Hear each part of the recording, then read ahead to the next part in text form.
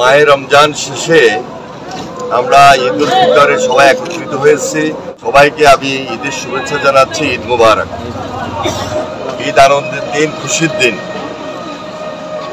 আমরা বিগত 16-17 বছর এইভাবে আনন্দের সহিত খুশি মনে ঈদ উদযাপন করতে পারি নাই।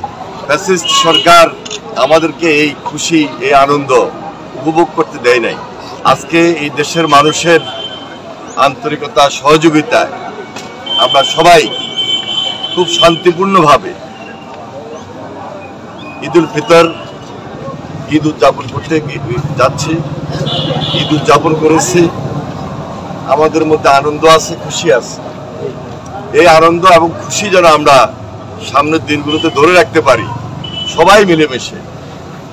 সেখানে যথেষ্ট ঐক্যের প্রয়োজন আছে। সুদৃঢ় ঐক্যই আমাদের সবার মধ্যে এই আনন্দ এবং খুশি ধরে রাখতে পারবে। আমার বিশ্বাস আমরা সবাই সুন্দরভাবে আছি, মিলেমিশে আছি, মিলেমিশে থাকবো। এটাই হোক আজকের এই আনন্দের দিনে আমাদের অঙ্গীকার।